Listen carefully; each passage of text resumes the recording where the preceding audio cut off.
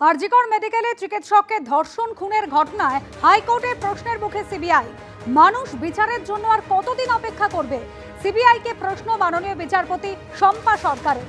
আমাদের প্রতিনিধি সৌভিক, এখনো পর্যন্ত তদন্ত যেভাবে এগিয়েছে তাতে যে একাধিক অসঙ্গতি রয়েছে তা উল্লেখ করে সিবিআইকে কি নির্দেশ বিচারপতি?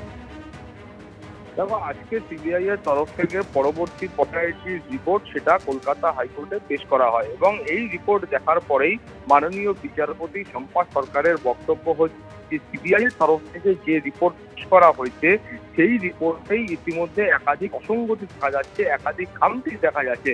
ফলে সিবিআই এর উচিত যে গোটা ঘটনাটার পুনরায় একটা ইনভেস্টিগেশন করা এবং এই গোটা ঘটনার ক্ষেত্রে পরিবারের তরফ থেকে যাদের বিরুদ্ধে অভিযোগ করা হচ্ছে সেই অভিযুক্তদের কি ভূমিকা ছিল সেইটা খুঁজে বার করা বা সেইটা খতিয়ে দেখা।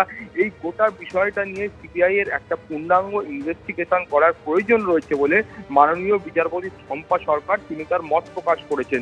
এবং তুমি জানো যে এর আগেও কলকাতা হাইকোর্টের এই যে বিশেষ ডিভিশন বেঞ্চ অর্থাৎ মাননীয় বিচারপতি শম্পা সরকার এবং বিচারপতি তীর্থঙ্কর ঘোষ তারা কিন্তু সিবিআই কে নির্দেশ দিয়েছিলেন এবং সিবিআই কে সেই নির্দেশ দেওয়ার পরেই যে সিবিআই এর আগে যে সিট ছিল বা এসআইটি ছিল সেই এসআইটি পুনরায় গঠন করা হয়েছে। এখন নতুন যারা সিবিআই এর আধিকারিকরা আসছেন সেই আধিকারিকরা গোটা তদন্ত তারা খতিয়ে দেখছেন। ফলে তাদেরকে অধিকার দেওয়া হয়েছিল যে তারা চাইলে পুরো বিষয়টা আবারও তারা খতিয়ে দেখতে পারেন এবং প্রয়োজনীয় যা যা পদক্ষেপ গ্রহণ করার সেগুলো গ্রহণ করতে পারেন। ফলে সেখানেই মাননীয় বিচারপতি শম্পা সরকারের বক্তব্য হচ্ছে যে এই তদন্ত প্রক্রিয়াটায় এখনো পর্যন্ত একাধিক তারা খামতি খুঁজে পেয়েছেন এবং একাধিক অসঙ্গতি তারা খুঁজে পেয়েছেন। ফলে সিবিআই এর অবিলম্বে উচিত এই গোটা বিষয়টার দিকে নজর দিয়ে দেখার এবং সেখানেই মাননীয় বিচারপতি শম্পা সরকারের বক্তব্য হচ্ছে যে মানুষকে বিচারের জন্য আর কতদিন অপেক্ষা করতে হবে। অর্থাৎ সিবিআই কে কলকাতা হাইকোর্টের তরফ থেকে বহুদিন সময় দেওয়া হয়েছে।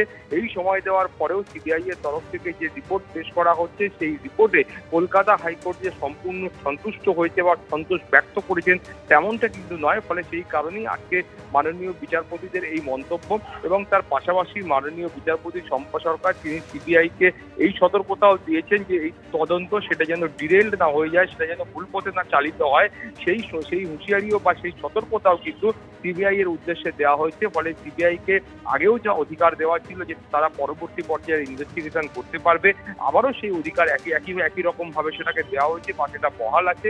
ফলে সিবিআই মনে করলে পরবর্তী পর্যায়ে যা যা পদক্ষেপ গ্রহণ করা সেটা তারা করবেন এবং পরবর্তী পর্যায়ের এই ইনভেস্টিগেশন তারা করে এবং 28 আগস্টের মধ্যে তারা কলকাতা হাইকোর্টে পরবর্তী রিপোর্ট তারা পেশ করবেন এবং ওই দিনই কলকাতা হাইকোর্টে এই মামলার পরবর্তী পর্যায়ের যে বিচার প্রক্রিয়া আছে সেটা চলবে।